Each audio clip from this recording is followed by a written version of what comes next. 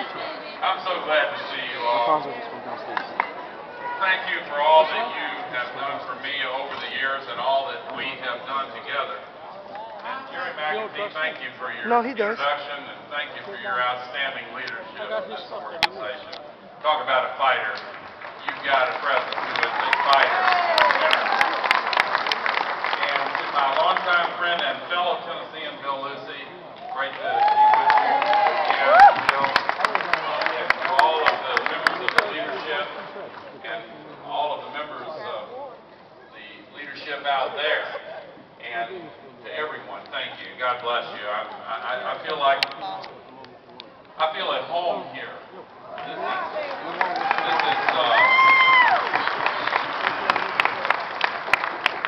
This is an organization. Well, I like your new phrase. You really do make America happen. It's a good phrase, and it's a good thought, and it's a good mission that you have. I've been speaking to gatherings of AFSCME for many years now. I was raised in a family that gave me an appreciation for public service and for the importance of efficient and dedicated public employees at every level of government. My father, long before I was born, was one of the very first secretaries of labor in the state of Tennessee, and he went up to Wisconsin, where your organization was born, to learn about workers' compensation and some of the other new reforms and the progressive movement, and then brought them back home to Tennessee. And I was raised, as I started to say, with an appreciation and a dedication just deep in my bones. And as I began to understand more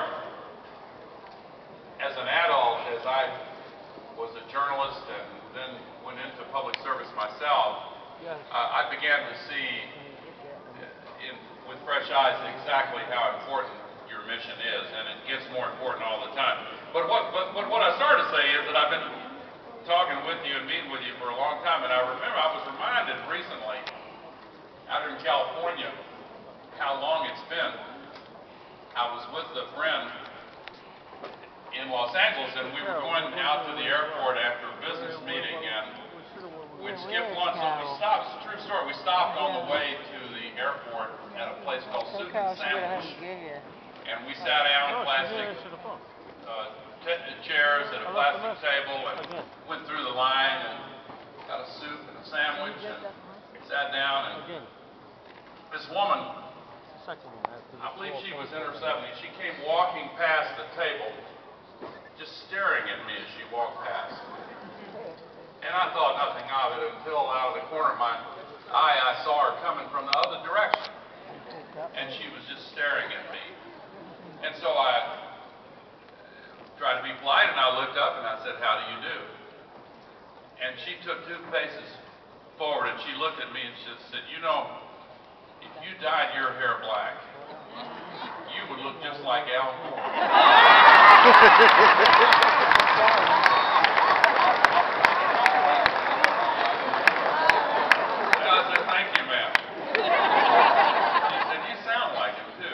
Great impersonation. Congratulations on the continued growth in this organization at a time when that's not easy to do. Congratulations on the fighting spirit that you've maintained at an extremely effective level. Congratulations on your commitment to excellence, the renewal of your organization, the new initiatives in education and training, and the new initiatives in various fields, the new look, the new spirit that is really palpable to those of us who are friends of this organization and have been able to see and feel the results of what you have been working on.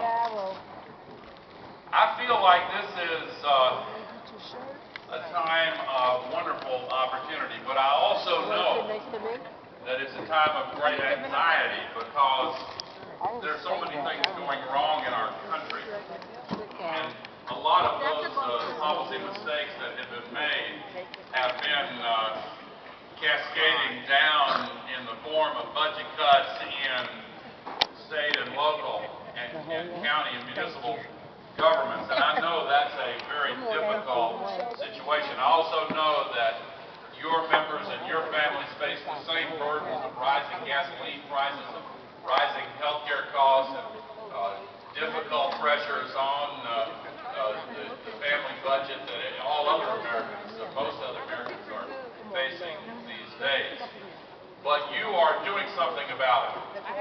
And we, the people of the United States of America, have an opportunity in this election year to do something about it. It is time for a change. We have never needed change before than we need it today. Good morning, And in the few minutes that I have with you this morning, I want to talk a little bit about why I think it's more important than it has ever been to do everything we possibly can to ensure a victory in the election. So I'm sorry for me to talk about the election. Ryan said he's been calling you and been answering. I have worked very, very hard on the issue of the climate crisis, and I want to say a word about that because it's a bipartisan issue, and I respect John McCain because he has at least talked about that issue and in a party that has a lot of folks that won't even discuss it. But let me just say a brief word about that. It's been a real challenge for me personally to come up with the appropriate words that can convey what's in my heart about this challenge in a way that will connect with you and with whoever I'm talking to. We have never faced a challenge like this before, ever. And the fact is, we have a tendency, just as people, just as human beings, to believe that if something has never happened before, it's not likely to ever happen in the future. That's just human nature. And if something is unprecedented, we conclude it's improbable. And that's usually a good assumption. But the exceptions can kill you. And this is one of the exceptions.